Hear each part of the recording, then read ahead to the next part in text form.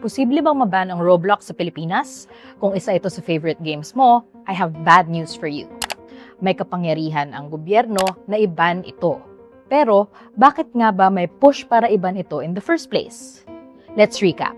Noong February 2026, ni-rescue ng PNP Anti-Cybercrime Group ang 7 menor de edad sa Laguna na nagplano ng isang school shooting sa kanilang eskwelahan. Ayon sa otoridad, naimpluwensyahan sila ng isang individual na nakilala nila sa Roblox. Bukod sa insidenteng to, tumaas din ang number ng cases ng child safety violations kasama ang sexual predation at exploitation of Filipino minors, sabi ng Department of Information and Communications Technology.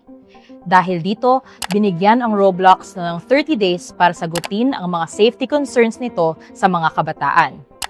After a week, nagdesisyon ang Cybercrime Investigation and Coordinating Center o CICC kasama ang mga telecommunication companies na dapat magbigay ng paliwanag ang Roblox within 15 days or else marerestrict sila sa Pilipinas. Ano ang CICC? Ito ang ahensyang sa ilalim ng DICT na nagmamonitor ng cybercrime cases at nangunguna sa pag-implement ng cybercrime prevention. Noong April 7, nag-meeting ang CICC at DICT with Roblox executives. Balik tayo. Nangako ang Roblox na palalakasin daw nila ang safeguards para sa mga minors and in return, binawi ng DICT ang planong i-ban ang Roblox. Pero hindi ito final.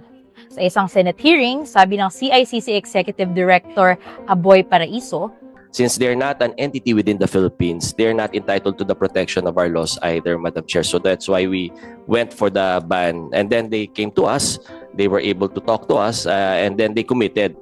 But the execution of that ban is bound by their commitment and by their implementation of those commitments. Ang commitments ng Roblox, isang personnel na may 24/7 active communication sa Philippine authorities kung sakaling may mai-report na criminal or abusive activities. Pag-implement ng Roblox Kids for 5 to 8-year-olds kung saan walang chat features at limited ang games sa catalog. At Roblox Select naman for 9 to 15-year-olds na may chat rooms pero makakausap lang ay mga Roblox users under the same age brackets unless may consent ng magulang.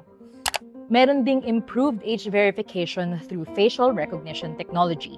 Nag-recommit din ang Roblox sa harap ng Senado. We absolutely agree with the commitment to formalize strong communications with DICT and CICC to make sure that, one, we're aligned on where our progress stands with the product enhancements that we announced yesterday.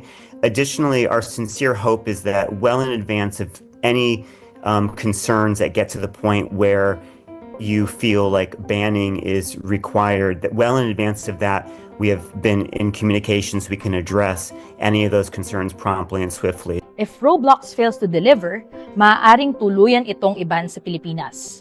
Bukod sa sariling aksyon ng Roblox, maraming child protection at mental health advocates ang nagsabing hindi dapat sa mechanisms matatapos ang pag-secure ng safety ng mga bata.